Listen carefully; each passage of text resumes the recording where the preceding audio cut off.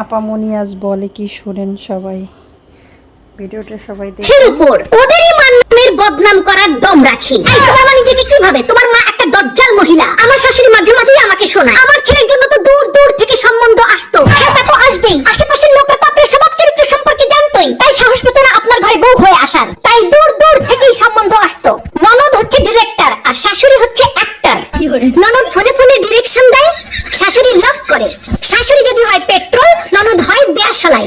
তবে ঢোল তবলা বাদক স্বামী হয়। যার কথাই শুনবেন ফাঁসবেন তো ওই মালটাই। প্রত্যেকটা শাশুড়ি বলবে ওম্মা এটাও শিখে আসো নাই, ওম্মা তোমার মা এটাও শিখায় নাই। শুনেন, ওটা আমার বাপের বাড়ি, কোনো স্কুল না। আবার শিখে ফেলে দিলে এটাও বলবে আমরা তো এরকম করি না, আমাদের তো এরকম হয় না, এটা রান্না হয়েছে, এই ছিরি এটাও পারো না। আরে এত সমস্যা যখন নিজে গিয়ে করেন, বৌমা বাড়িতে আসার পর দেখবেন ওরা আর কোনো কাজ করতে পারে না। তাহলে আগে এই কাজগুলো কে করতো?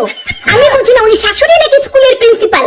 সবসময় পারমিশন নিতে হবে। May I go to market, may I go to বাপের বাড়ি, ডাব্বে মে ডাব্বা, ডাব্বে মে আলু। সব শাশুড়ি গুলাই হয় এক নম্বরের চালু। এরা সবাই ধোয়া তুলসী পাতা, শুধু আমি বিছুটি পাতা। তাই আমাকে দেখলেই ওদের খালি চুলকায়। আমি তো বাড়ির বউ, আমি খাবার কেন হজম করব? আমি তো শাশুড়ির তেরা কথা হজম করব। আমার শাশুড়ির চোখের প্রবলেম আছে, আমার ভালো দেখতেই পারে না।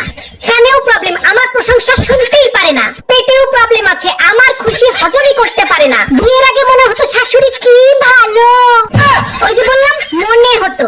তুমি আবার এটা শাশুড়ির সাথে বসে দেখতেছো নাকি? তাহলে তোমার শাশুড়ি ভাবে তুমি ইচ্ছা করে ষড়যন্ত্র করে এটা দেখাচ্ছ। এখন তুমি তোমার শাশুড়ি কথা শোনার ভয়ে এটা স্ট্যাটাসেও লাগাতে পারবা না। একটা মজার ব্যাপার কি জানেন?